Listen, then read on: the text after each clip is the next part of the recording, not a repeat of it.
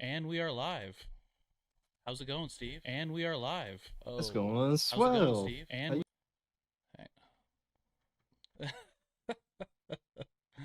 hang, yeah,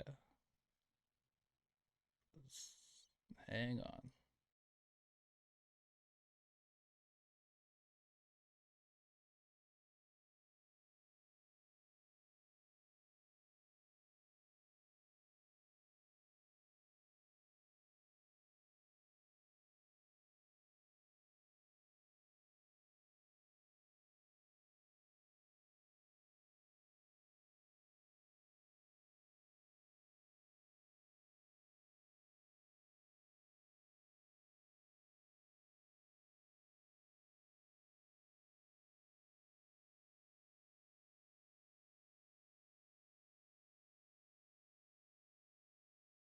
Uh-oh. Chat said they had our audio, but now they lost it. Did you put us back on mute? Is that what happened? Yeah, I just put us back on mute while the echo thing sorted itself out.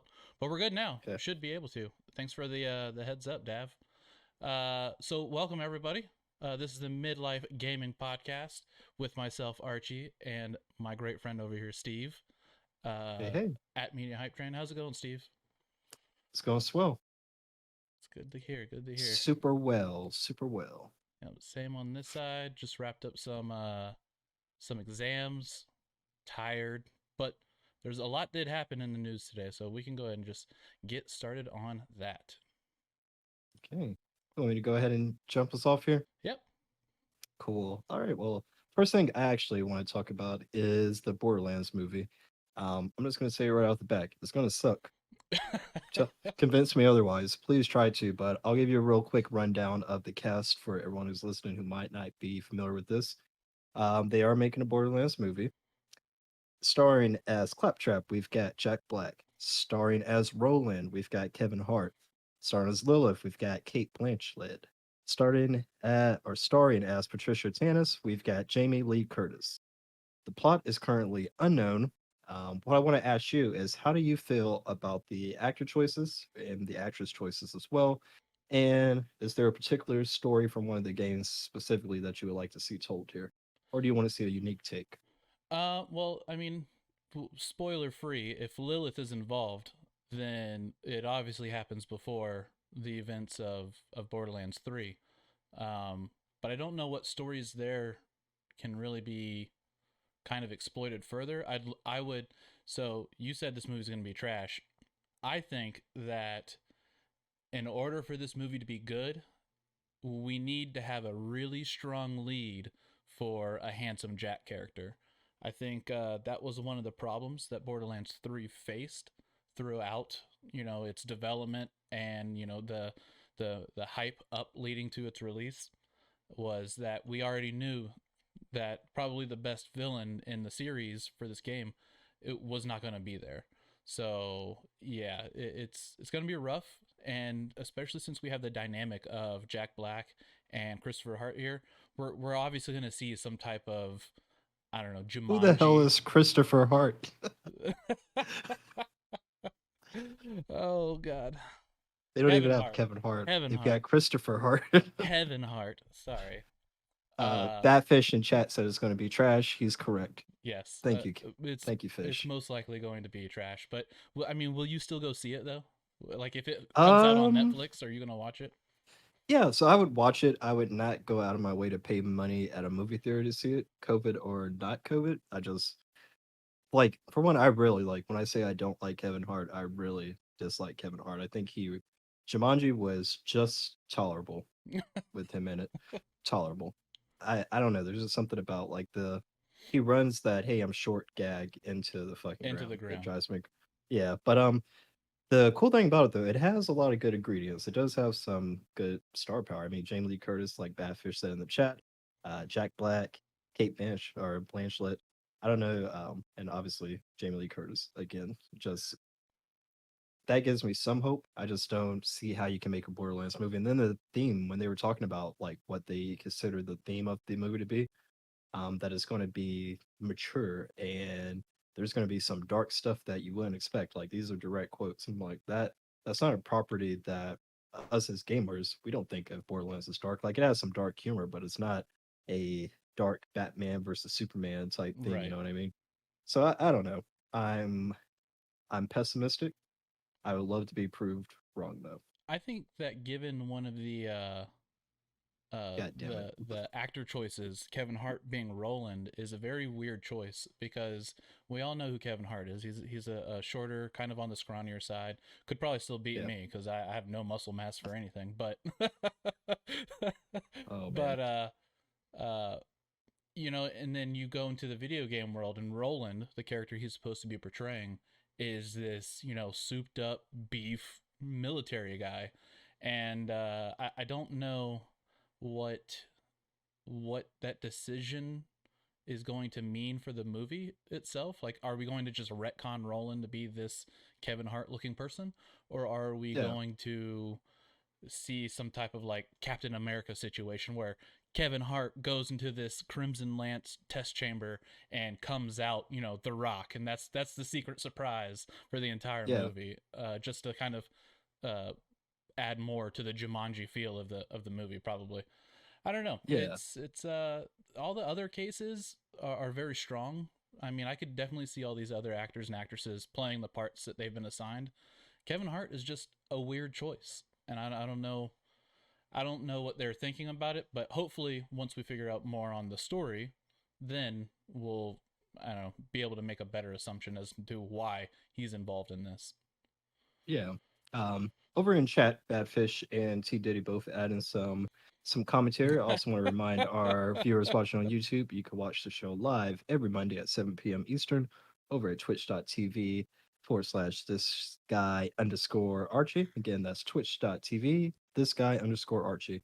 Anyway, but looking over the chat, Badfish said, "What was the last good video game movie?" And then he also said, "Ever." I'll put my hat out there really quick. It's actually about a year to the date that the best video game movie ever was released. Of course, I'm talking about Sonic. I think that Yo, Sonic is how every, and also in chat T Diddy said Resident Evil, but talking about Sonic specifically, that is how I think video game adaptations have to be made. I don't want to see a one-to-one telling of the game because there's no way you can ever cram a 14-hour campaign experience. You know, you think of something like maybe even one of those smaller games like Control or something as big as like a Skyrim or something. There's no way you can cram all that into a game. You just can't. absolutely. There's too much of it.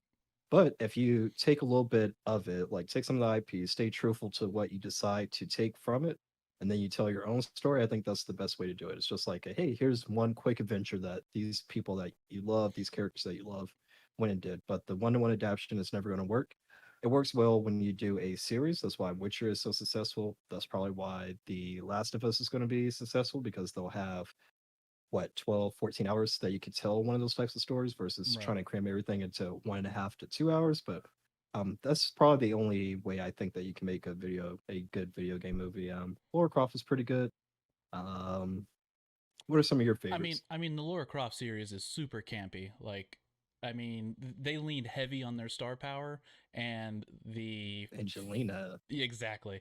And the film itself, though, could not it if Angelina wasn't in the film would not exist. It just wouldn't stand up to anything. Yeah. And I think, to go back to the original question, the last good video game movie, I agree with you on the take of Sonic, and I think that video games and movies suffer from the same problems that books to movies have. There's, like you said, there's a ton of content there. There's a lot of nuances that you can pick up on over the course of a 14 to 40 hour game, and to shove that all in a 2 to 3 hour, you know, 3 hour being the long stretch of an experience in a movie, it's a hard task to take. And I don't know what the real answer is. I personally prefer the Netflix route, like The Witcher on Netflix. I love it. It's not Yep. super duper accurate, and I can't think of on the top of my head, but I'm pretty sure that there's a couple of aspects of it that are kind of like retconned slash modified to make the TV show a little bit better. But Yeah. the Borderlands is going to have this same struggle as a film. There's some characters in this film that, like, one of my favorite characters, Tiny Tina in the Borderlands saga, on the surface, she's a very rash, child, and she says things Yeah. that you wouldn't expect a child to say, and it can be off-putting to someone that doesn't understand the video game world that she exists in. And beyond that, whenever you play into the game, you kind of learn the reason why she is the way she is. And it's a terrible story, and it's a dark story, and you can't convey that type of translation unless you do a bunch of back scene cuts and oh, we're going to the Wayback Machine, woo, and we just go into the past 800 times in a single film. It's gonna be hard to do, and the director has a very tall challenge on his hands for this one. Yeah. Not a tiny challenge. Not at all. Not a tiny challenge. Yeah, I'm with you 100%. I'll give it a chance, of course. I'm probably not going to go pay the $14 plus the $20 for a small popcorn, but I'll give it a chance if it comes to theaters pretty quickly. T Diddy in chat said, "Why have they not tried to make a Legend of Zelda movie series?" We actually covered on one of our episodes a couple of weeks ago. It might have been either I the think it was first or the last week. second. Yeah, I think Yeah, it was maybe last week. last week. But there was a time when Nintendo was actually going to do a series with Netflix, actually, not a movie series, but a television. Not a television, An but a Netflix episodic. series. Yeah, of live action and everything. But it leaked out, and that was the end of that. Nintendo said no, thank you. So I think we talked about that on the podcast. We probably think that idea is going to come back up at a different network in the future. Kind of sucked it wasn't Netflix, but I could see Disney Plus picking that right up and driving that home. Yeah. I hope there is that partnership with Disney Plus and this series, because Nintendo is doing great in the Universal sphere in Japan, but I don't know. I feel like Universal. Are we getting a Nintendo Land here? Because there's supposed to be that third, epic adventure land that Universal is building. Is that supposed to be one of those areas? I think it is coming. If you think about just Universal Studios in general, Right. obviously Marvel is a ticking, I don't want to say time bomb, but that at some point Disney's going to say, hey, we want our characters, pull them out your park, and they're going to have to replace that. So, as Right. many other attractions they can get in there and build up ahead of time is probably better for them. So, Nintendo Land would definitely be a good one. They own a ton of land out there, so they could still Oh yeah. develop even a third park if they wanted to. Well, that's what Nintendo this is Land though, supposed to be, is a third park. It's supposed to be yeah. it's like Epic Saga Adventure or something like that. Oh, cool. And Yeah. it's three distinct, sections. Um I don't remember what the one section is, but Hmm. either way. So back to the point though. Uh Real question, do you think they're going to modulate Jack Black's voice for Claptrap to make it align with the series, or no? You think they're just going to Yeah, keep it that way? I think they are. They're gonna modulate it because it like that's part of the like there's such a filter over that. I don't know what it is, but whatever that modulation is, it's just perfect for like that little comedic robot character. He portrays all of the emotions in a very unique way. So I can see him. I love Jack Black though. There was a time it's Mm-hmm. kind of funny. He's had the reversed career for me than Kevin Hart did. I used to like Kevin Hart, and then it just got obsessively obnoxious. And I used to think that about Jack Black, but all of his recent stuff has been pretty good. I think he's found like the right balance for where he's not too overpowering everything that he's in now. Right, right. Yeah, He yeah. So definitely seems like he's like happy to be there. He's happy to be yeah, along for the ride, and it yeah. does Like work his out for YouTube him. channel is great too. Yeah, Oh I'm yeah, excited to see him though. Yeah. yeah. But hey, I'll let you take the reins. What you got for us? All right. So in some Square Enix news, Kingdom Hearts is making its way to PC as a Epic Games Store Woo! exclusive. Oh wait, boo. Yeah, exactly. So, and what the main reason why I brought this up, because it alone coming to PC, not a huge piece of news, but the fact that it is exclusive to the Epic Games Store, yet Square has Final Fantasy 7, 8, 9, 11, 15, and Dragon Quest on PC already through the Xbox Game Pass app. Uh, what happened to make them decide, hey, let's go over to the other side of the gaming sphere on PC. Yeah. Have you heard of Money before? Yeah. Yeah. I don't know if you've heard of that or not, but Epic has a shit ton of it, and they just keep throwing it at developers, and it pisses me off. Like honestly, me and you, we've talked about this in our private Hmm. group chats a couple of times. I am not a big supporter of Epic. In fact, I'm not a supporter of them at all when it comes to the storefront. Like I love what they do in terms of developers, giving them a bigger cut and all that, but I don't like their business practice. Like PC has always been like a open platform. You know, Right. Steam didn't really do anything kind of sketchy or anything like that to become the number one person in the marketplace. All they did was provide a service that people wanted. They wanted one storefront to go to get their games, and that's what Steam provided. Like now, there was a time where they locked, Half-Life and their own properties behind having to have Steam installed, but that was out of necessity because of the server browsing and things that only they were doing at the time. Right. So I feel like they've got to where they are, just by being better. As Epic isn't coming out and trying to be better. They're not giving a better product than Steam in any fashion at all right now. There's nothing you can hold up from Epic and say, "Oh man, I wish they had that in Steam," other than free games. So all they're doing is throwing money out. It's not a true competition. They're not making the market better for consumers. I get that they're giving a bigger cut to developers in the background and everything, but there's been a few games where I've had to wait the literal year for it to come out to Steam, and I've either lost interest by the time it's come out and I didn't play it, or I played. I was like, yeah, I. By then, the hype of waiting for a year just kind of wore off. That Right. was Hitman. I had to do that with Control. I had to do that with. Well, there was one other one that I can't think of. Wasn't Red Dead Redemption exclusive to Epic for a moment? I Or don't. am I? I don't think it was. No, I know Borderlands 3 was. Borderlands. Yeah, there's Yeah. been a few that have been exclusive to the Epic Store launch, and then it takes about a year for it to come over to Steam. So I'm not a big fan of it, and yeah, just not a big fan. Yeah, because Not a big fan at all. we talk industry a lot in our chats, and I don't know. Like I agree with what Epic claims their goal is, which is to get more money in the hands of the developers. But I think that's a hidden sentence. I think that the real thing is not to get the money into the hands of the developers, it's to get the hands and the money of the guys who control the developers. Yeah, And when those guys start stepping in and start making decisions that don't make sense, like, oh, we're going to have a 6-month exclusivity contract on one gaming store. It's like now in the PC realm, you have an Xbox versus PlayStation situation unfolding before our eyes. It's, yeah, I have Epic downloaded because I have to do this game. Like for me, Borderlands 3 was that game. I was like, you know what? I'm going to hang off on getting Borderlands 3 until it comes out on Steam. And then the hype got to me and I was like, all right, I'm buying it on Epic. I'll see how it goes.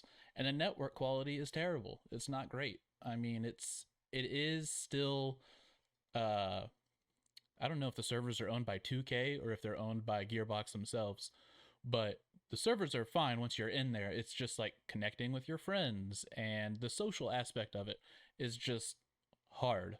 Matchmaking is not great because of it, and it yeah, does lessen your experience on these titles. yeah. I'm with you, but then the other side of the coin is what gives Steam the right to own a monopoly, basically, on PC gaming.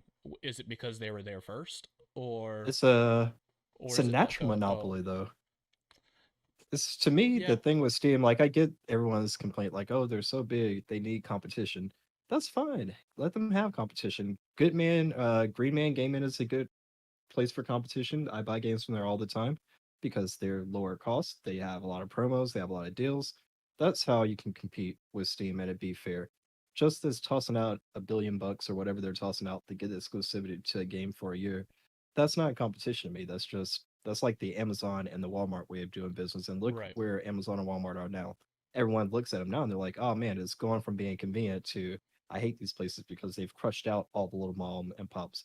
Obviously, I don't think anything's going to crush Steam. It's just I don't like the practice because, like Badfish said in the chat, the only person it doesn't benefit us, doesn't really benefit the developers in the long run because we're getting upset with the developers. It benefits the storefront, which is Epic, as if Epic didn't have enough money already. And think about this: if they have the money to throw out for this, you don't know too many people who are actually buying their games from the Epic store. They're doing it just because they want you in their ecosystem because Right. you are the product. Anytime something's free, you're the product. They want your Oh, data. absolutely. That's the only reason they continue to do this. They don't care if you never buy a single game from them. Hey, just log in, get the game. We can, they have that tool where it links up with your Steam list now, your Steam API, so they can see what you play on Steam. Right. They want all that data because they're selling that to their advertising partners. They have this investment by Tencent, so who knows what the hell data they're giving to Tencent that they're using for their own nefarious uses. So, yeah, I just anytime we talk about Epic, I'm going to probably rant a lot more than anybody wants to hear. It's just I'm not a big fan of it. One other thing that's kind of interesting you brought this up. I didn't put this Hmm. in the show notes, but I was reading an article earlier. Control, a game I've recommended highly to a bunch of people because I love it. It was exclusive. There was an article that came out the day they actually doubled their profits from the year they released Control, which was 2019. So they doubled their profits last year without releasing any other game simply because of their partnership with Epic, which was, hey, give it to us exclusive for X amount of months. Here's a bucket of cash. And then they had this exclusivity deal that they must have got paid for last year. That is what you're saying right now, which is Control being free with PS Plus. So if you, I'll drop that real quick. If you guys have PlayStation 4 or 5, definitely pick up Control. It's free for PS Plus right now. Absolutely. Fantastic game. Yeah, like I say quadruple A, not even triple A, it's quadruple A, the quality that they were able to pull out of that. Yeah. Yeah, that's all I have to say though. I hate Epic. I Oh, I shouldn't say that. What if we want them to sponsor us one day? just I one love day. Epic, guys. That's Try so them out. great. They're so awesome. No, I mean I agree with you. It's I don't know. It's just such a mucky environment on the PC nowadays where what 4, 5, maybe 6 years ago even if someone was like, oh, I'm gonna buy this on PC, the next response was, oh cool, I do too, hit me up on Steam. And now it's like, oh, we had this exact same situation unfold this time last week where we were going to play Overcooked 2 and we Yeah. got to break and it was like, cool, I'm on Xbox Game Pass on my PC, go ahead and join up on me. And your response was, oh, I have it on Steam. It's a problem Yeah. that exists. And it like Badfish said, it doesn't benefit us anymore. It benefited in the beginning, but let me bring up the little Timmy scenario that we always bring up in our chat. Uh, little Timmy is playing Fortnite and he's just seeing all these games pop up. Is little Timmy asking grandma to buy these games on the Epic Game Store, or is he just asking them in general? Probably just, I honestly I don't know. I don't know what little Timmy's doing. I think really probably wherever his friends are at is where he's going to buy it. And that's the one Yeah. thing I'll give Epic credit for. Apparently, some people have looked into the data that Epic put out, which anytime you're a private company, you can manipulate data any way you want to. But anyway, Right. they showed that people who came into the ecosystem of PC gaming through Fortnite, hey, this is the first game I've ever installed on a PC. They were able to tell that because they've got that API connection with Steam, so they could see, oh, this person has no Steam games, but they have Fortnite installed. So they say that they saw like something like a 60% like transition rate from people going from Fortnite to other games on PC. So for that, I'll give them to them. Hey, they introduced some new gamers to the PC market. A lot of kids they see their favorite streamers. Hey, I want to stream. How do I do this, this, and this? Oh, you gotta have a PC. Oh, okay, and that eventually gets them into playing all together. So that's one little positive I'll give Epic. But other than that, everything else about them is just very grimy to me. Very Yeah. grimy. And Shifty eyes. business as a whole, on this scale, it almost seems nowadays that you have to be grimy in order to get that large. And Yeah, Epic's also not the first developer to complain about Steam's business practices. Now, for the record, I'm Team Steam all the way. I have significantly more video games in my library on Steam that are from Steam than I do from outside of Steam. But I don't know when does Epic just go, hey, you know what? It's been a fun ride, guys. We built our thing. We argued with Steam for a little bit. We bumped the developer share down to, or Steam's cut down to like 18% or something. You're all welcome. And then they just like cash out. Like, is when does that happen? that doesn't because they that's a thinly veiled attempt at covering up what they're doing and say, "Oh, we're doing it for the developers." No, you're doing it because it's another revenue stream. It's okay. I get it. Do what you gotta do. I won't be a person supporting them. And like Baffert said, developers will get hurt in the end because instead of Absolutely. playing the game right away and them being able to have this feedback that they need from the greater population about how their game is, they're only going to have it from the people who happen to care enough about the Epic Store to do that, or from the people who pirate it. Oh, here's So here's a here's a thing to think about too. So a lot of like key developer bonuses are also based around, launch sales, quarter one sales and everything. I mean, yeah, the developers getting absolutely crushed in their own bonuses because they're not hitting those marks. If you were to release globally, obviously your marks become significantly more obtainable, especially as a big developer. But when you are intentionally limiting yourself because the big guy in the big chair that sits 3 stories higher than you at the building decided that they were going to make it exclusive to a game front that no one really uses. I mean, my general assumption is that most people are just collecting the free games and then just cashing out and going right back to Steam. Um, yeah, hopefully a time comes where this stops. That would be what I would pray for. I just want it to stop. back to the good old days.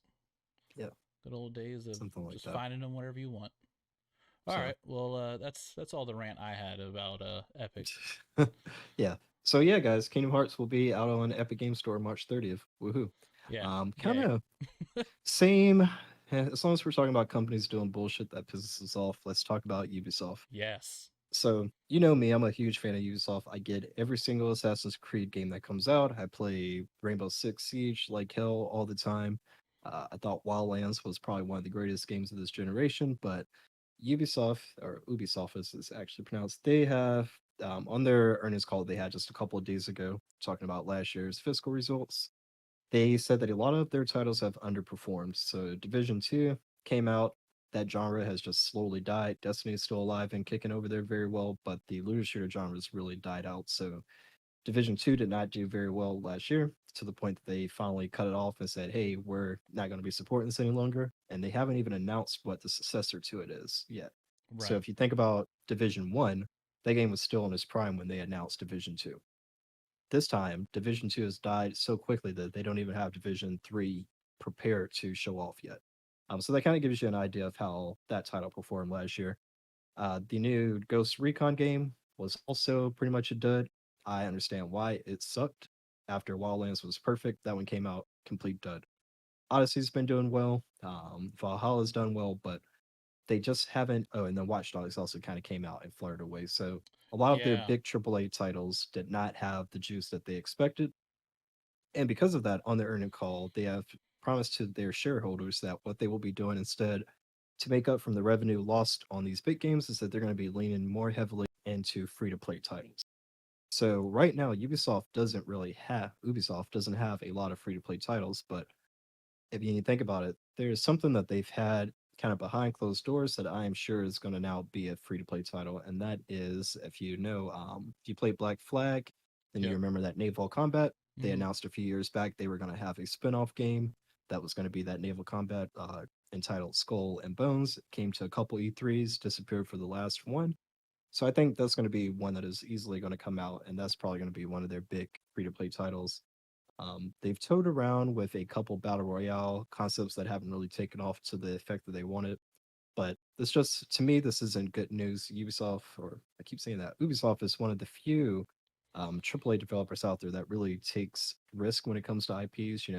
Something like Assassin's Creed, they changed that from being a action adventure game to where it's now like pretty much a complete RPG. Right. They've done like this ancient primal stuff when they did Far Cry. So it's pretty sad for me to hear that they're not going to keep doing these unique titles and they're going to go kind of where everyone else is going in the industry, to the free to play bucket.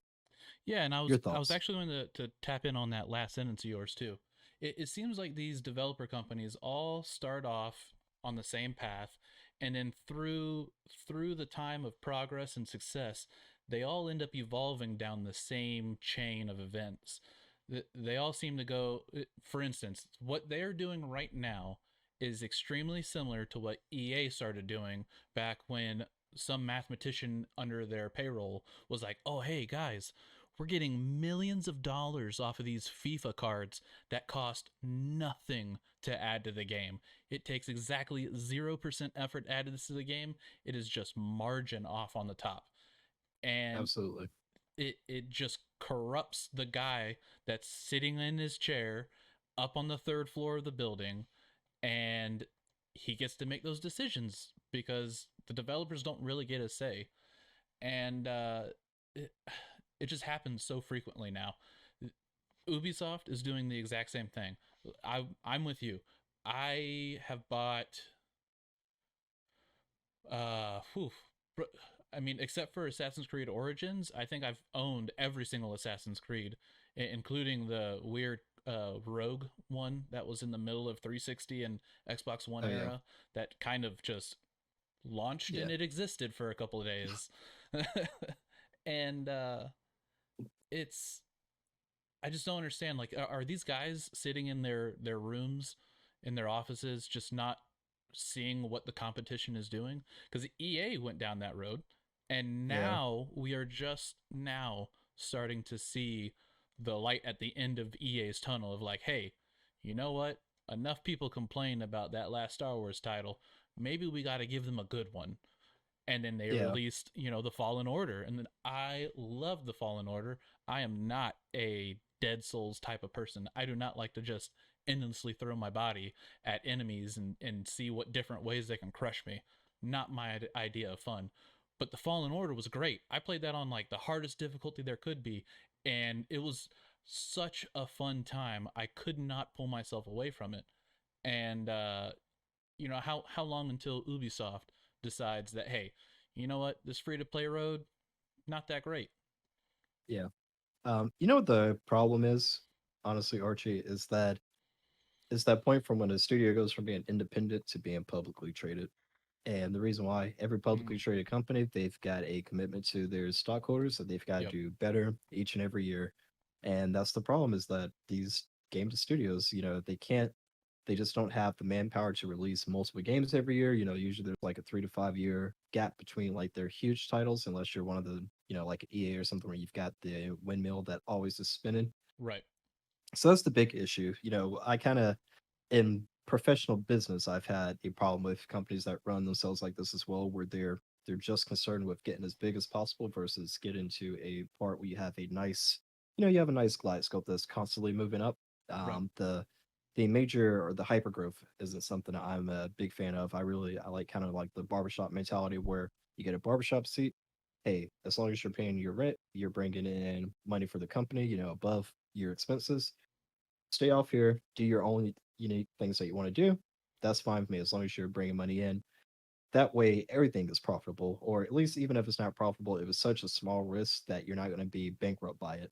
Look at EA, where they instead they didn't give a team an opportunity to go off and do a small little project. They said, "Hey, let's put all of our money in Anthem this year. This is going to be our big game that's going to change the industry." Everyone's got, look at Destiny. They're bringing in money fist over fist with their microtransactions. We're going to do the same thing with Anthem. They put in hundreds of millions of dollars into it, and then when it crashes, they have to lay off all these people across other teams who had nothing to even do with the fucking game. And it's Right. because it's just poor management. Like there's a time and a place to make big risks like that, but you should be able to absorb those risks with all the other projects that are always profitable. They're I don't, it's unfortunate. I guess one of the problems that these studios have is the talent. Obviously, you have to find them. You can't have 1,000 people, but that's why someone like Rockstar, why they're always so successful with their games is because they've got all these different studios across the world, and then they take the best ideas from all of them, combine them into a game, polish it up, give it the time that it needs, bam, you release it. That's really the way you have to do it. You have to either have multiple studios or you have to have multiple small little ideas that you can get out over time.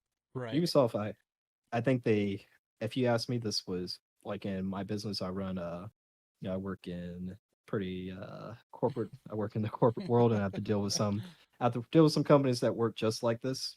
Right. in relation to how they work with us. And one of the things I always say is you can't make an emotional decision based off one bad quarter, one bad year, something that went wrong. If it was working for you before and it just stopped working here, you have to assess, hey, has the market changed to where I have to do this, or are we just doing something wrong? Yeah, Right. really, they did something wrong. Like the reason Division Two died is because it just wasn't that good. Yeah. Like it's not because like it just wasn't that good, and that market has dried up. You could have turned, and the fans were telling you what they wanted from it. You just didn't listen. Same thing Absolutely.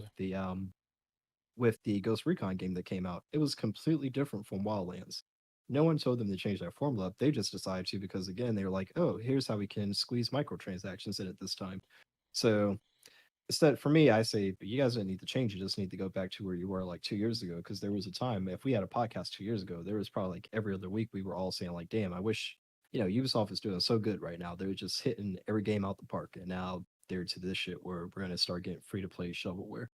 Yeah, Um, and gaming companies love to use the term free to play because they don't Free to really start. understand the real impact that free to play has. Because of course, big guy, third floor, he's saying, "Hey, we'll make it free to play. We'll charge microtransactions. It'll be great." And then Q1 and Q2 results come in from the title, and he's like, "Oh, damn! Yeah, What if we gave these people a way to be better than everybody else?" And that line between uh, free to play and pay to win is very, very thin.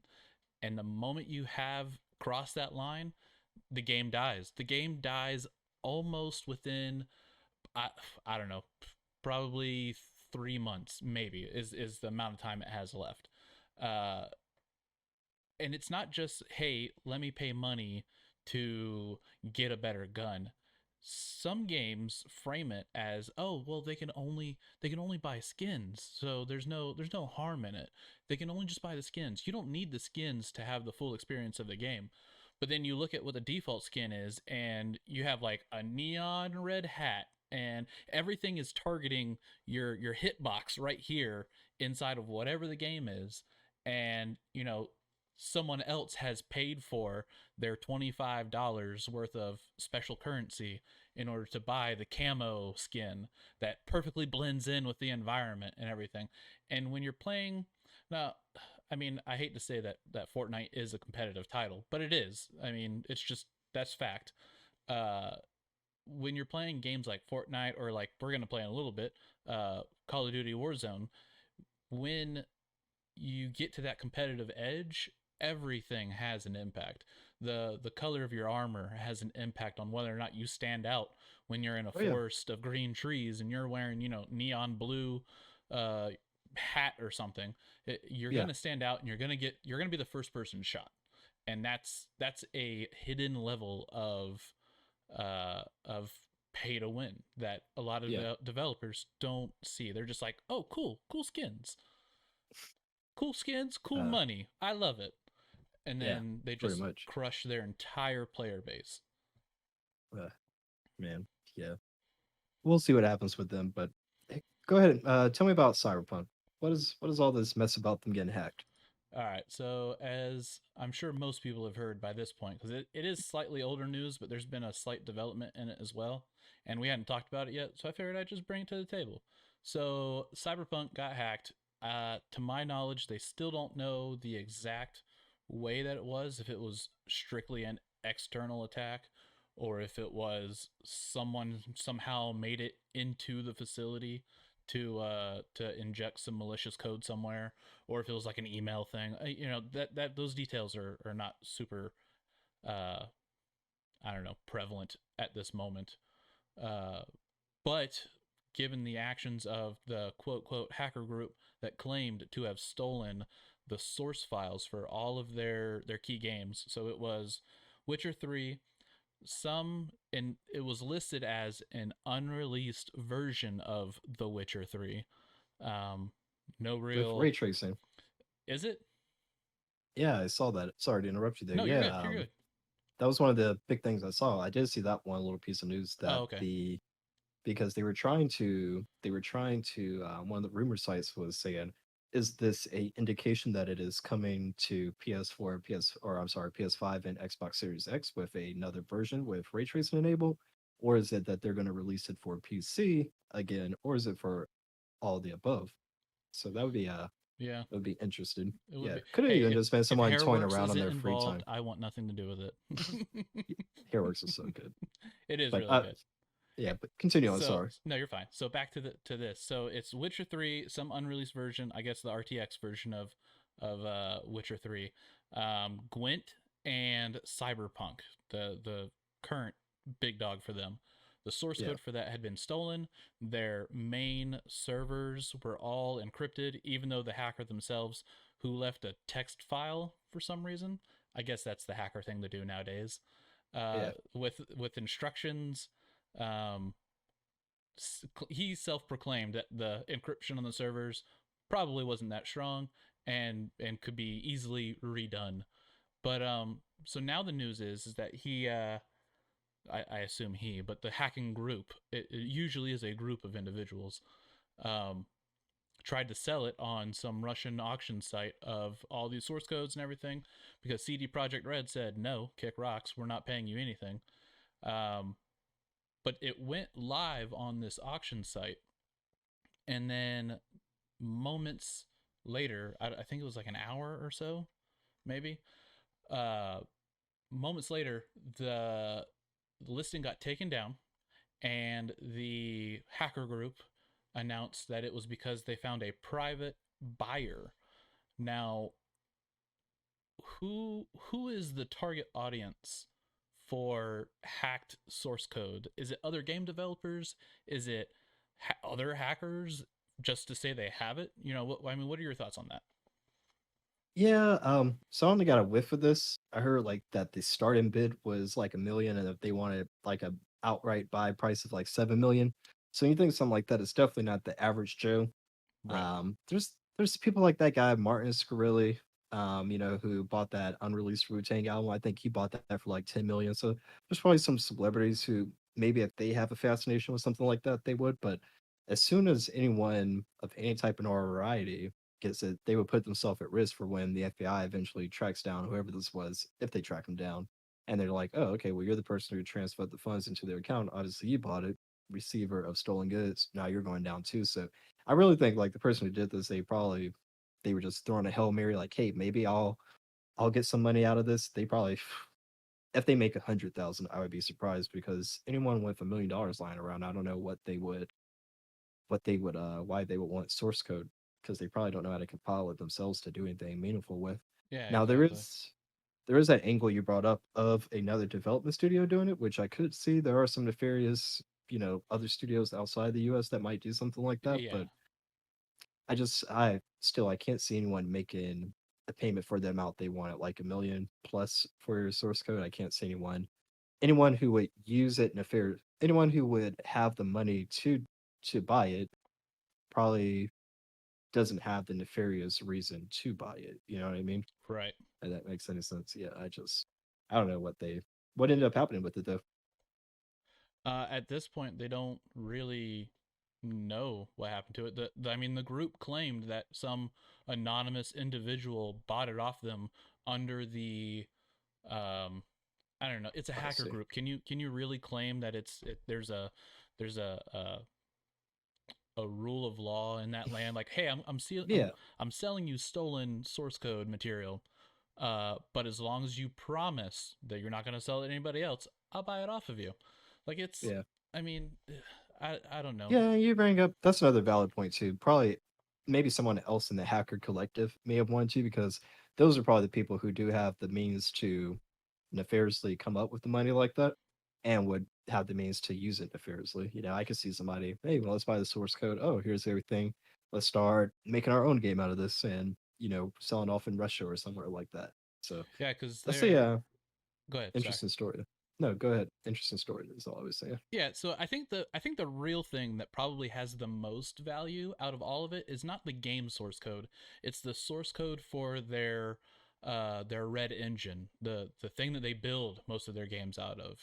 I think that is probably the most valuable of all of it because They could fix my save file, maybe. It's the modding community. They're the ones that hacked into it. Yeah. Wouldn't that be some shit if we saw that if it came out that Keanu Reeves was the hacker? Like Oh my get god. Johnny Silverhand out here. That's the plot of the Matrix 4. That is the Matrix 4. Is the Going Neo's just into looking out Cyberpunk. for the cyberpunk hacker. Oh jeez. Yeah. Yeah. Anyway, CDPR. For anyone keeping track, it has been. I haven't been able to play Cyberpunk since like the middle of December because my save file has been not corrupted. I just have a phone call stuck on my screen that no matter what will not go away. I've tried everything. Please don't message me about things to try. I've been on the CDPR forum every single day almost since that happened. I've tried every patch. Every time they release a patch, first thing I do is run to my computer. Ooh, let's see if this fixed it. See if it loads. Nope, there's phone calls still stuck on my screen. Man. So yeah, it's unfortunate because I'm in the camp of it was nowhere near as good as it was hyped, but it also was nowhere near as bad as everyone said. It just was not for me. It was a game that if it wasn't for the hype, I would have put to the side and I probably wouldn't have even finished it. But waiting that many years for it, it's like, all right, I got to get through it. So I got through it once, and I said, man, that was okay. Let me try a different origin story to see if they kind of gets my juices flowing a little bit better. Which it did. I like the other origin more. The Nomad, I believe is what it is. Mm-hmm. Yeah, Yeah, the it's Nomad. Nomad. Yeah, so that one thought it was incredible, but then 15 hours in, my save file, here's this phone call stuck. And if you know anything about it, because you have that phone call stuck, it's the same button as like pick up items and all this. So no matter what you can do, you're going to be stuck in the call. So that's Yeah, that. I'm hoping No, that go ahead. this is a situation where the modding community can just step in and go, hey, we appreciate that the company is trying to get their game patched, but we're just going to patch it for you because we already built these tools that can do these things. So we're just going to go ahead and go, oh yeah, click, click, click, click, click, click, click, and here we go. It's all done because we've seen it in um Fallout 4 on both on PC, Steam, as well as on both. Well, it's not on PlayStation for a different reason. The game is, but not the mod. But both on PC and on the Xbox version of Fallout 4, the top mod usually is a bug fix. It's like the Fallout 4 Ultimate patch or something like that. And it patches out a lot of the errors that still exist in a game that's as old as Fallout 4. Um, so maybe the modding community can Yeah, step in and help out with that. It's I not hope their so. job, but someone's got to do it, I guess. But Yeah. I really enjoyed the amount of time that I put into Cyberpunk 2077. I played the Corpo route, and I just got past the main storyline. No spoilers. Where I don't know how to put it without spoilers. I just left the main corporate building for the first time, No so problem. um, that's probably the best non-spoiler way to put it. And up until that point, because I had known of your issue that you had with your save, I had been just doing side things. But I did that part, and I was like, "Whoa! I need to get back on. I need to get Yeah. back on the story road because now I'm The upset. story's good. Now I'm pissed. I want Yeah. I want revenge, and I want it now. And Yeah. uh, I actually have not been playing it since after that save file for fear that I'm going to lose that save file altogether because of some Oh bug. man, it would So suck. uh, It would really suck. I'm probably gonna back it up and then try and see if that works out for me. Yeah. So good luck with that. But hey, out of news though for this week, let's talk about some games on our radar. Yes. You were talking to me earlier about Little 2. Um, we had saw a recommendation for this game to talk about it in the comment section of Archie's YouTube channel. So you Yep. could look up Archie on YouTube. This guy Archie. We upload the podcast over there. What do you say, Archie? Usually a couple days after we stream It's live. normally the next day. It's normally up. I try to get it's called uncut, but really I take like the break and just simple things out, just simple whatever Uncut makes it pieces out. sound a lot more Yeah. stimmier than it actually is. But but Yeah, uncut. it's a very quick pull, and normally only comes out like the Tuesday, maybe Yeah, the Wednesday after, but I try to get it on the Tuesday after. yeah. But yeah, but not to digress too far. There. So we upload every week right after we air this. So the next day, usually, as you said, YouTube. Search this guy Archie. You can find Archie's channel for the full upload there. But last week we got a comment from Halloon Balloon, asking us to talk about Little Nightmares 2. So Archie, you looked up some information on this. Tell me about this game. Yeah, so shout out to Halloon Balloon for recommending it because I had actually not heard of it until they commented on the video. So I pulled it up on Steam, watched some videos on it, and it is a very it's a very interesting title in a good way.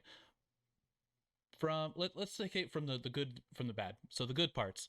It looks like it's a very unique storyline, even though I have seen some reviews of where it's kind of like almost a copy paste from Little Nightmares 1, the first part. And but it's an adorable little game.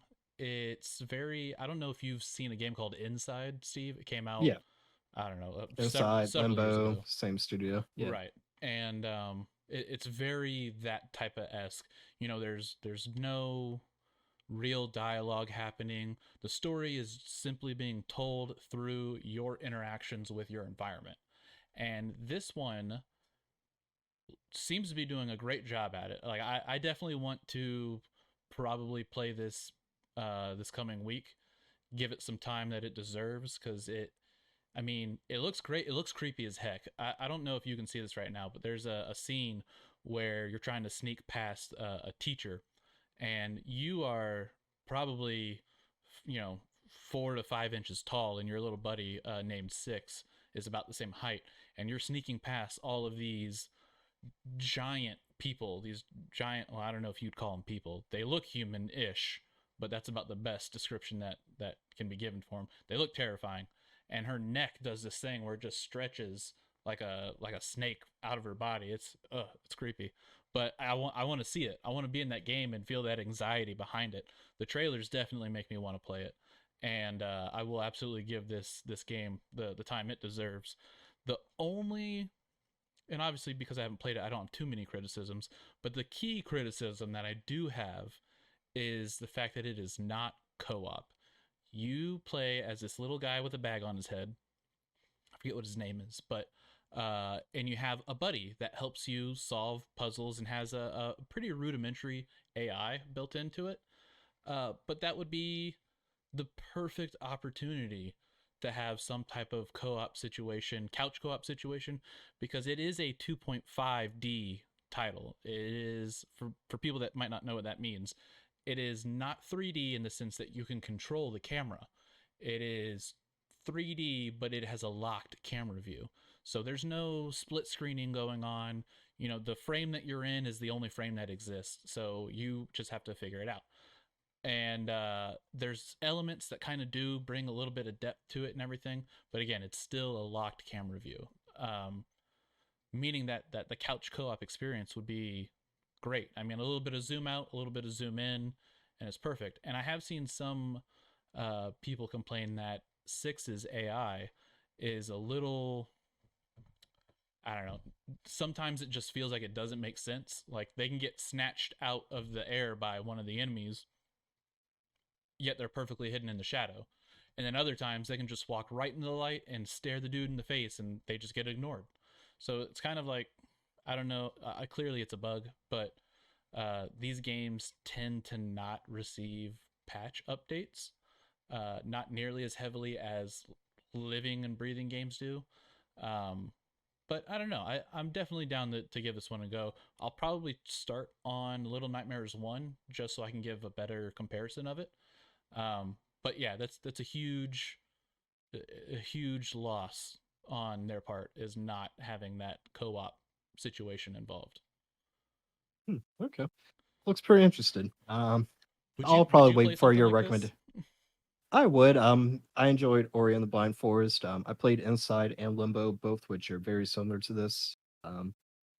I just there's something for me. I personally like when I play a game kind of compact like this. I prefer it on like the Switch or something, which I saw in the video. It looks like it is available for the Switch, so it might be something I pick up on that. The only issue with the Switch games I play is that they only get played when I'm in a couch mood or when I'm in like a traveling, in a traveling situation. Other than Right. that, my Switch just stays stuck. So, which is kind of cool because every time I come back to the game, it's like, oh, I remember this being kind of fun. I play it for a few hours. All is good in the world. So yeah, I'll based off your feedback, I might pick it up. Okay. I Cool. don't know where it would fit in my schedule anytime soon, but I'd pick it up.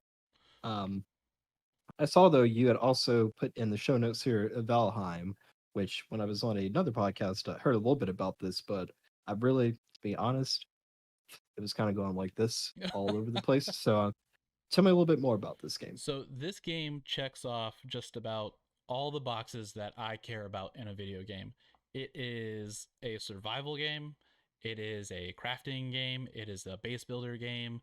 It is kind of considered not easy on its base. I don't know if it has different difficulty levels, but it is a 1 to 10 uh, online multiplayer like group. Like you and 9 other people can jump in the same procedurally generated world. Another box that I like to see on video games. And you are a bunch of Vikings that have made your way to Valheim, and there are bosses that you can summon to fight, and it definitely looks like a game I'm absolutely going to give time to it. If Little Nightmares 2 was like I really want to give time to, Valheim is I will definitely give time to this. This will see a couple of hours, if not more, on Steam Play. How much is Valheim? Valheim is $20. Oh, okay, that's not bad. 19.99. Uh, Right price. Steam classifies it as an open world survival crafting title. Uh, Hmm, the graphics don't look super great, but it definitely looks like they were trying to make it look good. Um, gotcha. I Okay. definitely want to Huh. hop in there. One of my buddies, Shane, shout out to him if he's watching, is the one that recommended this title to me, and we're gonna throw down on it. Sounds good, buddy. Hey, shout out to Rehan in the chat there, brother. Good to see you. Hey there, hey there. Rehan's one of our friends. Also does a little bit over on the streaming side there. Follow him on Instagram, Rehan. On Instagram. Anywho, Get him on the no, really, IG. you're laughing, but that's he loves that shit. That edit that I sent you a couple days ago with Oh yeah, the Call of Duty clip, that was him. it's good Yeah, he's stuff. pretty It cool. definitely is. Yeah, but hey, let's jump into what we played last week. So I'm gonna go up first. So have you heard anything at all about this game, Airplane Mode? I have not, but looking at it now, uh, I'm dying to know more about it. Let's just say Okay, that.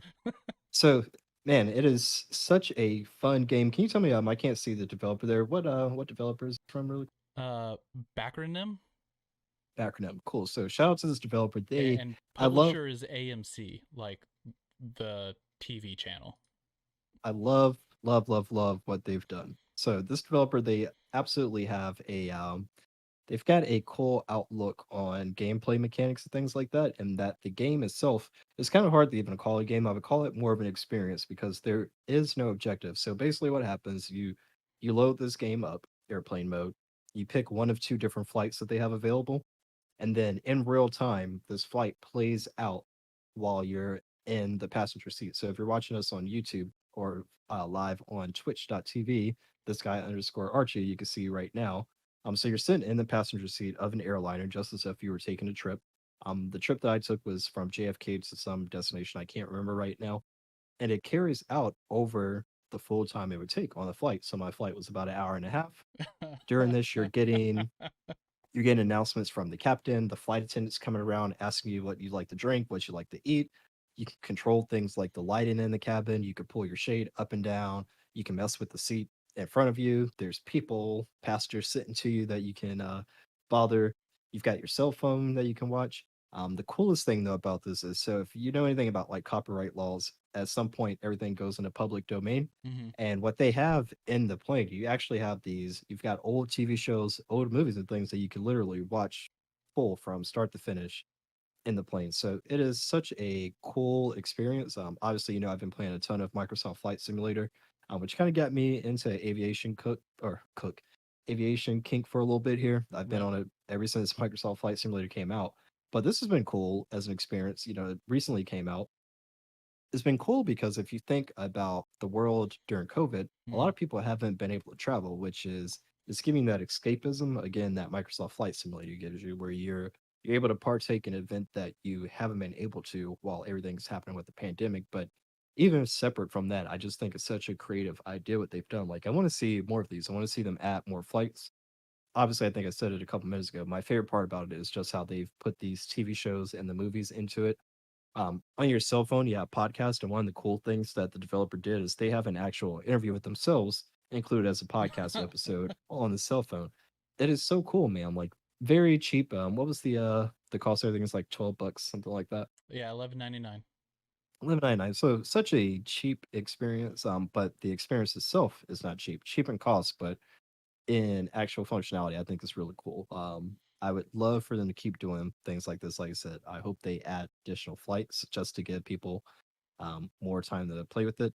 I played through it 3 times, and you're probably like, why would you go through it 3 times? Well, another thing they have is they have dynamic events in the game. So sometimes you get sick. Sometimes there's things that happen with the flight. I don't want to give spoilers, but there's a lot of different things that happen over the course of the flight. Um, so it's very cool. One thing I will say, if you guys want to see more footage of this game, please subscribe to me on my YouTube channel, youtube.com/media hype train. I am going to have a video uploaded within the week that actually takes you through a full flight that I took, just highlighting some of the highlights from that flight. So, real cool game. Check it out on Steam. Yeah, and I see that they are they're published by AMC, and they also are accrediting IFC, so the International Film Yeah. Channel. So is it just a bunch of their content that's on there? Like you said, it's like copyright, open and all that, but is that Honestly, also their material in there?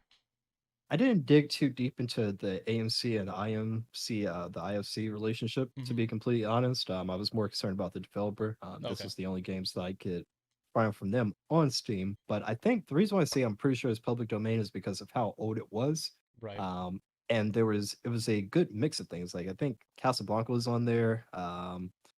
There's some other really old romantic type film. One of them was it was literally a Bugs Bunny cartoon though, with him and like Elmer Fudd going back and forth, and that was hilarious, man. It was really good. That is. Shout out to our friend Nicola Ziggy in the chat. Yes, we've modded Skyrim, but I don't think anyone's modded Skyrim as much as you have, buddy. Oh This dude man, has like a terabyte of mods. He's coming over to PC soon. Can't wait to have good. him. I hope he makes But his way over there. yeah, enough about airplane mode though. What did you play last week? Last week I had exams, so I didn't get too much time to play a lot. I did watch my wife finish up. Well, I guess not really finish up. Almost finished up. Assassin's Creed Valheim, not Valheim. Valhalla. Valheim. Yeah, there's too many Viking things today. Valhalla, and that's definitely an interesting title. I did manage to find some time to jump on the new season pass for Destiny 2, Oh, cool. and I don't know, man. It's it's not keeping my interest very well. Um, Yeah. it's got a lot of good elements to it. There's this new, I assume it's a social space, but it doesn't feel like it. I've never been into the Helm, is what it's called, and um, seen other players. It's only been, myself and whoever is in my fire team that went with me, I don't know. because it's That's not interesting. technically at the tower. Physically it is, but when you go to load in, you can't load in on the tower and then walk to the helm. You have to load into Oh. the helm. The helm to me reminds me a lot of the I don't know if you remember back in the Destiny 1 days tower, where when Iron Banner would show up, that back way Yeah. They would open up up the stairs behind would open the up. yeah. Yeah, that is what the helm feels like. It's just this long, narrow, basically empty space. They reused something from 2 seasons ago, um, in terms of like their umbral engrams and everything. So it just felt like the recycle button was hit on this season, and they just grabbed different things from different parts and just chucked them in there. And there's no real like narrative piece to it. Like obviously there's a story.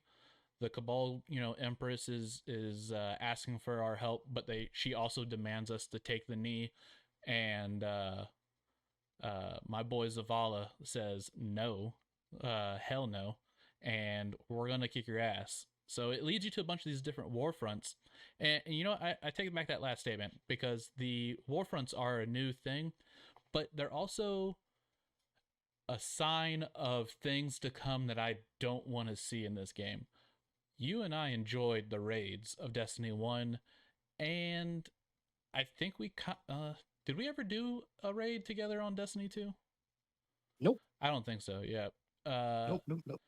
I've done a couple of the raids on Destiny 2, and they were okay, but nothing really stands up to like Volta Glass and Crota, even though, Crota was the whole Absolutely. land cable cheese. But that, All right, and yeah. now. And yeah, pull it now. And, but there's these things called battle fronts or battle zones. I don't know. It because it's the first thing they drop you in when you load in during the season.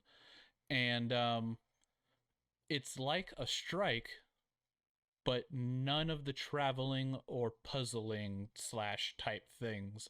It's a very weird experience. You drop into a public area that is not public because no one else loads in with you. It's just you. It's a special version of a public area, and you fight 3 waves of enemies. You chuck the orb at the generators to turn the sign off or something, and then you boost down into a not so public area, and you do like the equivalent of the first third of a strike, and then a boss. And the boss is just, I mean, the boss provides no actual thing. And you know what? It's a it's a reminder of why the division failed, because instead of making unique bosses that had unique elements to them, they turned them into bullet sponges. So it was no longer about how can you outsmart the boss and then also kill them. It's just, can you survive while Yeah, while just a unloading as DPS much check. lead? Yeah, absolutely. Can you survive long enough? And the other piece is there's no risk to it. You go in, you're in the boss fight, you all wipe. There's no wiping. You just respawn, and the health is still there that you've already taken away from it. So it's just throw enough bullets at it and call it a day. And it's just not. I don't know. I played a couple rounds, got to the point where it was like, okay, go do your own thing, and I'm like, my own thing involves turning this off. Uh, uh, yeah. I don't think I'll ever get back into Destiny like we used to be, man. I don't even know if I think I might really become one of those lapse players that just picks up like the DLC when it's months after release. And I just Yeah, run through the campaign on my own really quick. But I don't have the urge to go through raids anymore because the whole thing about raids was getting the equipment to play for the rest of the stuff. But the way I consume Destiny now is like one and done. It's not I'm right. playing it week over week anymore. It's unfortunate, man. I wish if they could figure out a way to go lean heavier into MMO where it really is a game to play every week for some type of reason, maybe I could get invested again. But I just don't think I consume games like that anymore. I really like to go pain to or game to game, and then I have like my one or two staples that I kind of cycle in and out of. Whereas Destiny wants your attention all the time, Right. so it's either give it all the time because you really can't half-ass it, give it all the time, or just come in when I feel like it, eat up a couple DLCs, and get out of it.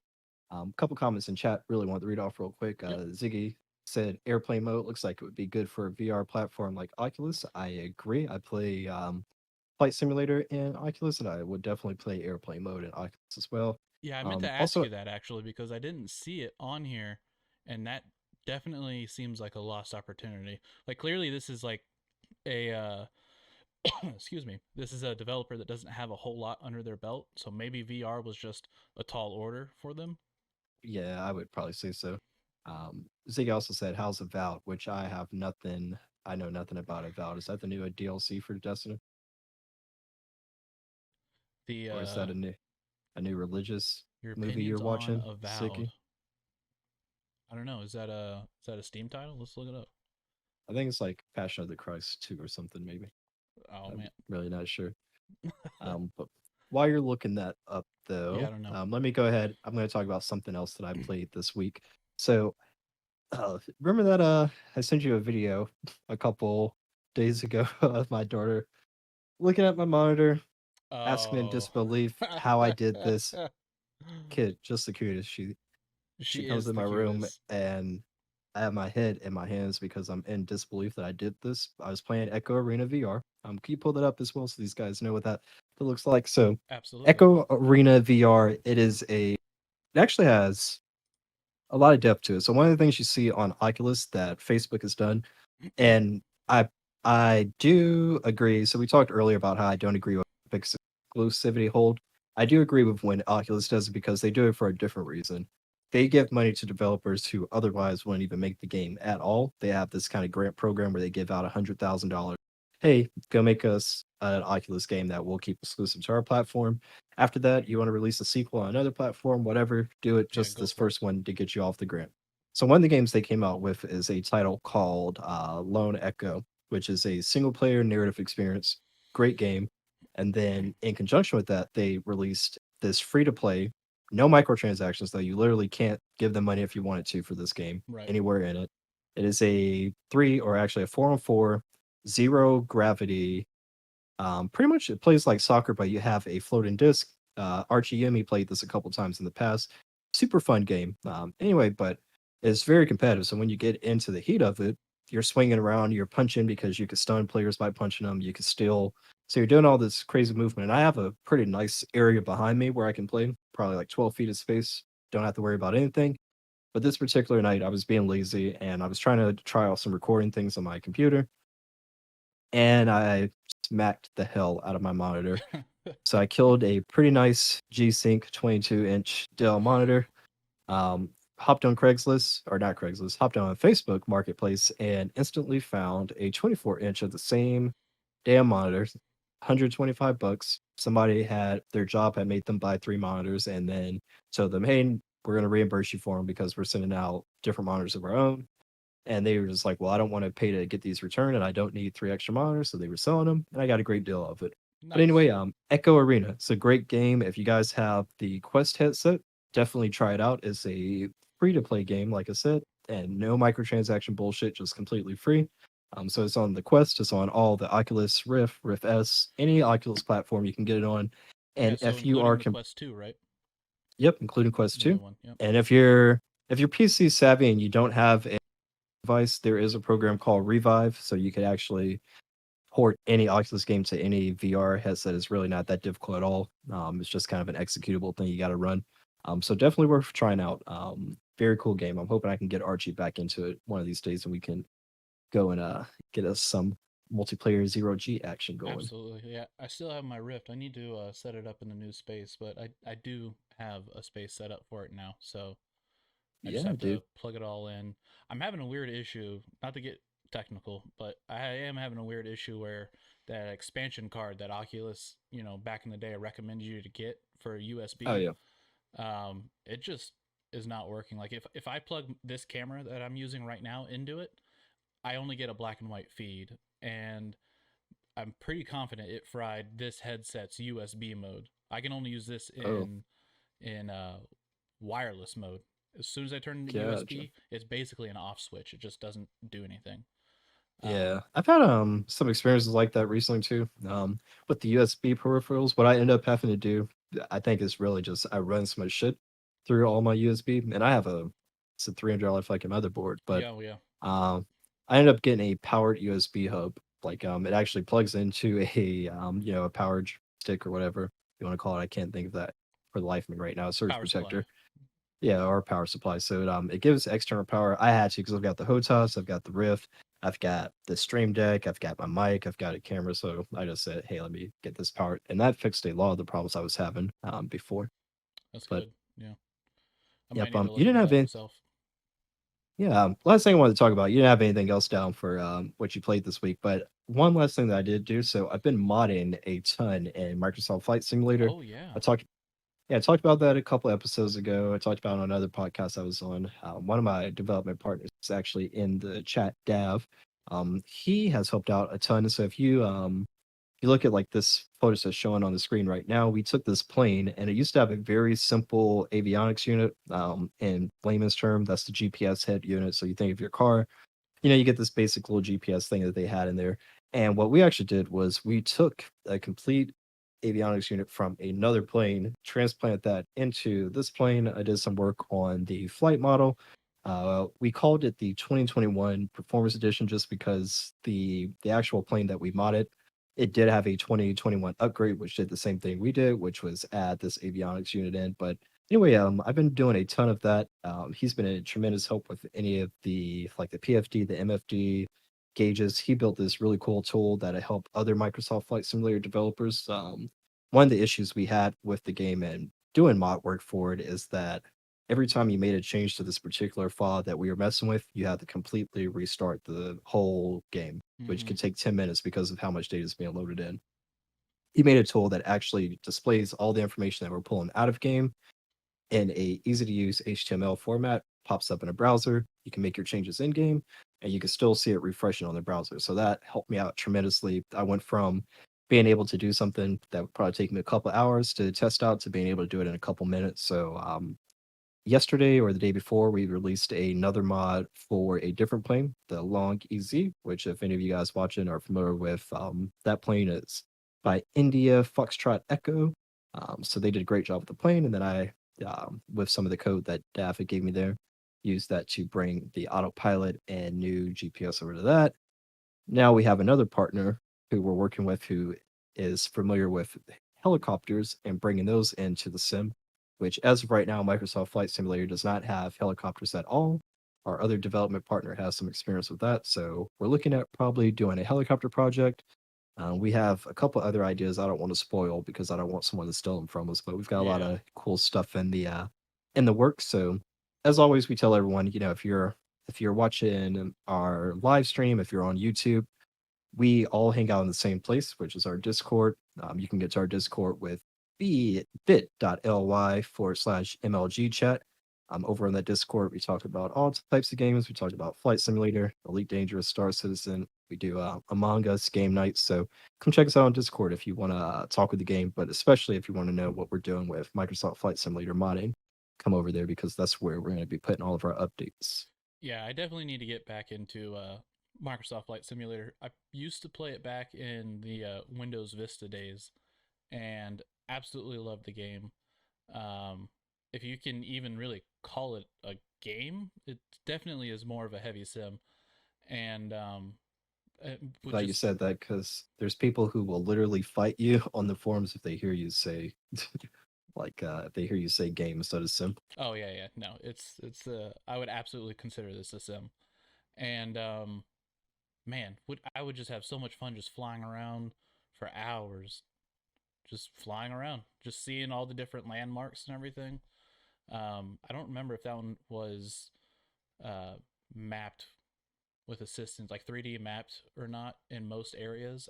Oh no, no, I no. think only the big airports were three-dimensional geometry, Yeah, dude. and maybe a You have handful of the cities.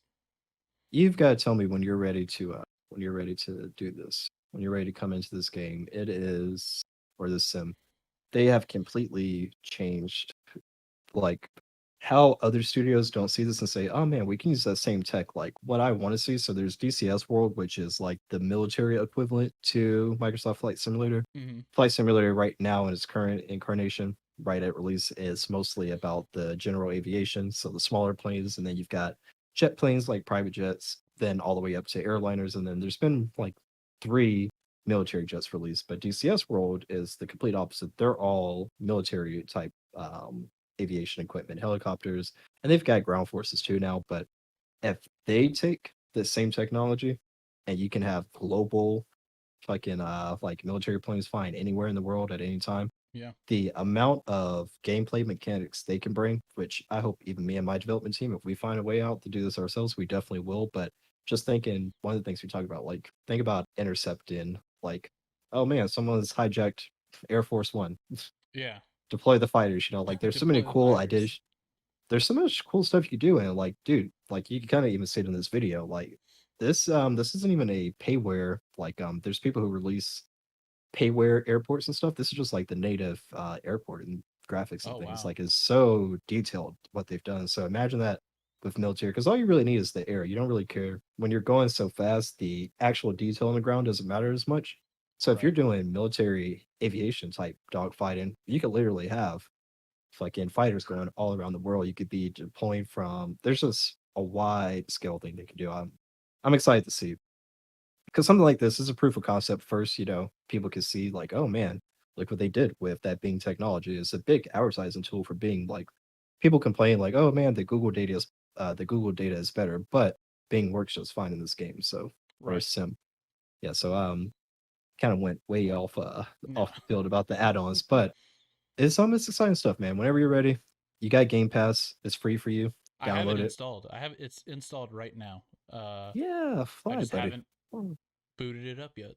yeah, one of these I'll days. probably find the time to get this one up Yeah, there one because of these I days. definitely miss being able to just hang out. I have the Rift as well, so it would be a good experience, good time. Yeah, man. Very. But that was it for me in terms of what I played last week Yep. and what I've been doing last week. Anything else for you? Um, Not for last week, no. But next No. week, I'll probably end up giving Destiny 2 maybe one more chance. Um, I did get suckered into buying the I don't know deluxe bundle for Beyond Light, so I have this season, next season, and the season after that already paid for. So might as well at least get some playtime out of it. But another title that I am looking at probably jumping into is where'd it go? I don't have it up here. Journey to the Savage Planet. Let me see if I can pull that up real quick. There. Boop. This game is another. It's not a survival creator or whatever. It's definitely an action adventure title, Oh, um, okay, cool. but it's published by 505, who has a very strong track record underneath them. No Man Stranding was one of their published titles as well. So uh, I don't really know what it is about the game. I just saw it on my Steam front page one day and was like, I need to give that a chance because it looks like a type of game that I might be interested in. But yeah, for next week, I already talked about some of the other titles I was going to play, but this one, I don't know. I might find some time. I definitely am Gotcha. not going to prioritize it over Little Nightmares. What about Gotcha. you Well, for next week? yeah, for me, like I said, I want to look more into this helicopter project with the guys from the dev team here. One of our ideas is we can probably, if we can find a good 3D model. So if any of you guys out there do any 3D modeling or texture work, please hit me up some way. Twitter, Facebook, Instagram. I mean, the Not easiest Instagram. way I is hate to just Instagram. get in the Discord. The Discord's Yeah, probably the fastest, easiest way to communicate with us.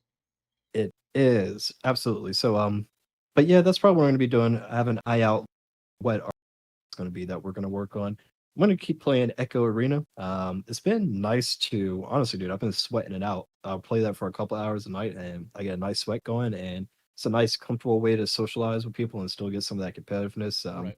I used to be in a kickball league that we had to not do last year, so I'm not huge on the sports type shit. Like I play basketball and all that, but the team sports I really love just because of the social aspect of it. So being able to get that in Echo Arena has been really cool. So I'm enjoying that. I'm probably going to play a lot of that, and then of course Microsoft Flight Simulator. I spend more time modding than I do actually Actually playing it. playing right now. And there's some guy in chat, T Diddy 1986. He says something about Grounded. I absolutely won't be playing that. It looks like Honey I Shrunk the Kids.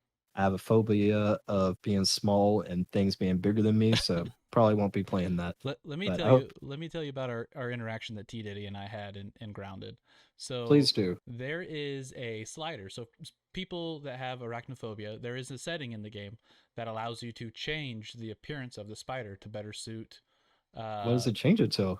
yeah, I'll let you know. Okay, It it has like 8 different stages of just devolving this spider in its geometry. So the first step down from just a normal giant spider is it just takes four of its legs off. It just four of the legs just don't exist anymore. And then it somehow progresses down to like no legs, and then it is no longer a spider head. It loses its mandibles in one setting, and all the way at the end, it's literally just a small gray orb attached to a slightly larger gray orb with red eyes, and that Oh is man, that that's fun. is that is a spider. But man, the spider situation in that game is real panic inducing. Before T Diddy and I got off on our last playthrough, I had gotten stuck in some webs and we were just freaking out because we had like three spiders chasing us. The web was not a good situation to be in, and we somehow managed, when I had like only a single HP left, managed to cut loose and just bolt back to the base. And it was a fun time. That's the type of situation I thrive for in a survival type situation. So I probably will be giving Grounded more of my time. Yeah, I'm not completely against it. I need to watch some videos. There's something about the Xbox games, like they're great co-op, like Sea of Thieves, Mm-hmm. Grounded. It looks like the same type thing. They're great co-op, but once you get down to just yourself playing them, so yeah, I don't really. Is you could tell it's like a game built for co-op. You know what I mean? Right. And with that, I need to see a little bit more to see if I can enjoy it without co-op because it's hard for us all to get together and play these days. Oh Like it's yeah. been a miracle that you and me have been able to get together for the podcast every week, Yeah. but in terms of like getting together to play during the week is hard just because all of us have so many different things going on. Me and Ryan with the kids, T Diddy with the kids, you at school and the wife. Like it's hard for us all to be together at the same time. But yeah, I'd be interested to look around and see what it's about. I would. Yeah, it So is cross play as well. yeah, good stuff. Yep. Hey, so as always, guys, like I said, just a quick reminder to everyone watching either on YouTube, if you're watching the replay, we stream live every week on Monday at 7 p.m. Eastern time on this guy underscore Archie. The video is uploaded the next day on YouTube. Just search for this guy Archie there. And then, of course, you can chat with us live during the show if you come over to Twitch. You can chat with us anytime if you come over to the Discord, which is bit.ly/MLG chat. That MLG is not just for the most lovable guys or the most elite guys. That's MidLyfe Gamers, our little clan that we've always had here for gaming and such. For And I years. wanted It's been for like years, Shiza. It's easily it's been 8 years. Easily. yeah, it's been a long time. It's been a long time. I looked back at some of our old videos, and I want to say the oldest thing we played together was Titanfall. I think I that think was like so. the oldest video found that I found. I saw a lot of Battlefield Hardline was in there. I saw a Mm-hmm. lot of that, of course, Destiny. But didn't get any listener questions this week. So again, guys, you guys can submit those on Discord or in the comment section of the video upload that goes up each week.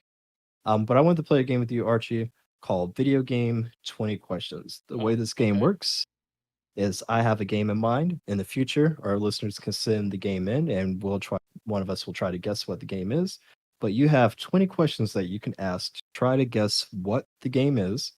I'll give you one hint if you want a hint later on. We could do that. You could trade a hint for a question. That's what we'll do. You Okay. could trade only one time though. You Only can trade a once. hint for Got a it. question. Got it. Yep.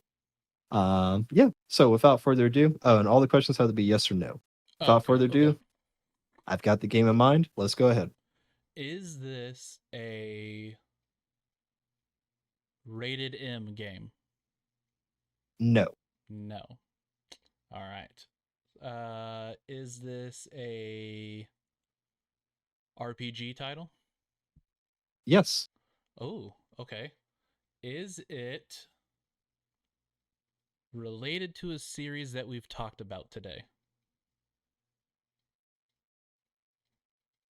I cannot remember if we've talked about this series today, Okay. so I will not charge you a question. Okay. Is it related to Kingdom Hearts? No. Oh, damn it. That was a terrible question. I should have asked something different. Uh, um, is it a big publisher? Like a very well known development group, like It is. Square. It is okay. Is it Square? No, No, damn it. that's 5. That is 5. I'm holding up my hands here, counting the digits. Let's see. So it's an RPG title. Is it? Did it come out after 2015? Fact check 1 second. I don't know why I asked that question because I won't know what it means anyways. Fact checking this. 1 second. Do-do-do-do-do, do-do-do-do. Trying to think of other questions now. Let's see You that. said after 2015. Yeah. It did not. Prior to 2015. That was question 6. Okay, so it was before 2015. Okay. Um it's not Square, it's an RPG. Let's see. I don't know, man. I like this game. I like this game too. It's making me think about it. Let's see. Is it a more Western RPG? Yes. Yes. Okay. Is it part of the Fallout series? No. No. That's 8. Is it part of the Skyrim series? Or Nope. sorry, forgive me, not Skyrim series, the Elder Scrolls series. Same point. Nope. No. Okay. Oh, This is question 10. You're gonna tell me what it is. I'm gonna be real upset with myself. RPGs. All the good ones are by Square. Man, I don't know. This guy said all the good ones are by Square. Oh man. Wait, I forget the answer. Did you say it was a Western company? Yes, sir. It was more Western style. Okay. Western RPG. This is 10. Man. Let's see. Is the lead character, the lead protagonist, is it a male?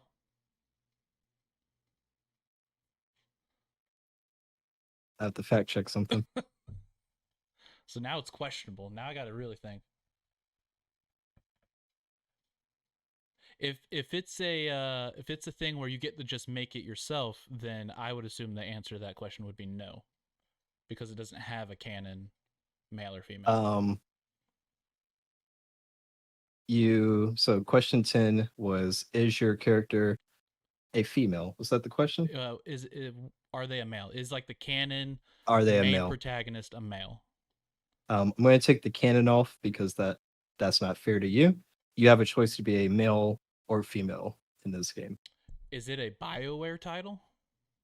It is a BioWare title. Is it? Are we gonna get specific and say like, oh, it's? Yep. Damn it. That was number 11. You're on to 12 now. That last question. 8 questions to bring it home. Okay, so is it a Mass Effect series game? It is. It is. 13. Is it Mass Effect 1? Nope. Is it Mass 14. Effect 2? It is. At question number 15. Jordan Mass got Effect. it correct. The Mass Effect 2. Effect. If you didn't get that one, I was gonna really be surprised, especially when you said this guy. He said only Square makes good RPGs. I'm like, well, so in my book, I kind of separate out like action RPGs with the more traditional like turn-based style RPGs, or I don't know, fantasy RPGs, if you want to call them that. Action RPGs like Mass Effect or I don't know, Fallout is technically an RPG as well. They tend to have a different bucket, but yeah, that was a good question. That was a good curveball for me. Like obviously it's a very easy title, but it was like, man, drawing a blank. What was the year that Mass Effect 2 came out? Was that 2010? It was 2010. So a couple things I had to look up. I had to look up the year of release for that, and I also had to look up the male or female question because I honestly I didn't remember if it was always available for you to be a female from the start. Oh yeah, from the beginning. Yeah, so I forgot all about that. I honestly I've never had a female playthrough in the original series. I tried one for Andromeda, which was probably the worst one to try it on because Probably. the the voice acting across the board in Andromeda was just very flat in my opinion. But yeah, Mass Effect 2 is my favorite Mass Effect. I think most people who like the series 2 is like the perfect balance between the RPG elements and like the heavy action adventure gameplay, and then The narrative. everyone loves. Yeah, the narrative. It was just the loyalty missions, even though it was so formulaic. Like you knew, okay, I have to get them up to a certain blah blah blah. I forgot if it was like a, forgot what you had to do to even open up the loyalty missions with them. If it just came at a certain point, but that was the way to keep them alive at the end of the game. Was okay, you go off do this mission, you keep them alive, or you finish that. That's how you preserve them at the end of the game. Yeah, there were Um, different. There were different like flags that were put in yeah, for each loyalty mission. Like you had yeah. to The thing progress was so just at the far, and then you had to get so many of whatever's. yeah, the thing was just at the end of the day, it was formally because you knew that was the way to get that character to live in the end of the game was to do their loyalty mission. But it still it worked beautifully. I thought that everything was perfect about that. You know, the T one Diddy in chat thing. said he Go ahead. Go for it. never. Oh, sorry. There's a little delay there. T Diddy in chat said he's never played Mass Effect, which is a disservice. He really, I think he would like it. Maybe wait until after this remake comes out if you want to get into it because they are remaking one completely, which is going to help with some of those older gameplay mechanics that people hate. I moved further out of screen, not closer into. There we go. Bam. Yeah, but that's all I got to say on that. Good job. Yeah. So for the survival thing, the only thing that I really didn't care much for in Mass Effect 2 was the the strong need and requirement to scan all the planets for their elements. That dumb little mini game of like find the noise wave that makes the most sense from the satellite and then just shoot the planet with a beacon. And you're like, Yeah. I there could be other ways to handle that type of thing. Like it seemed dumb to be able to do all the loyalty missions and everything, and at the end of the game you're like, well, everyone still died because I didn't upgrade my cannons because I didn't have 18 million Oh nodes of yeah. platinum. I forget about that. I Yeah. did. There was something cheap that you could do, but I can't remember what it was. But I remember doing something cheap to get all those resources up. Yeah, there was Of like a pretty easy way in the I think it was about a third of the way into the game. There was like um a glitch planet maybe vendor or or something. something that you could just like keep purchasing it for on the cheap or something. I don't remember off the Yeah, top of my hands, but yeah, there was definitely an exploit for it. yeah. Cool. So hey, that's it for the podcast section of our show. Of course, we do an after show each week where we play call or we don't play Call of Duty every week, but that's what we're playing this week. Quickly, just want to plug our social for the folks of you who won't be sticking around for the gameplay section though. Archie, go ahead and give us yours. I am this guy Archie on just about everything. Twitch, there is a space between this guy and Archie, but just do a search. This guy Archie, you'll find me. So you can find him, this guy Archie, on Twitter, Twitch, and YouTube. Yep. Me on Twitter, you can find me at Pharaoh Steve. That's at Pharaoh Steve. I prefer that one. That's usually I talk more on my personal page. My the Media Hype Train Twitter, Media Hype Wayne Twitter. That one is mostly for like retweets of promo stuff. I Okay. really just use that to get that stuff out to you guys easily, so you don't have to digest all the other random shit that I'm consuming during the week. And of course, Media Hype Train on YouTube. I don't do the Twitch thing. Let's leave that for Archie. He's doing a great job with this podcast and getting us all together each week. We will take a short break and then we'll be back with Call of Duty Warzone. Awesome. How many? What do you say, Archie? We got 15? Yeah. 15 should be perfect. Great, cool. We're going to try to see if we can get, if anybody in the chat wants to actually play with us, we might have one or two spots as well. So you can hop in and just leave us a comment in the chat, or you can meet us over in the Discord link that Archie has dropped it down there. See you guys soon. All right. Thank you so much, guys. We'll see you in a little bit.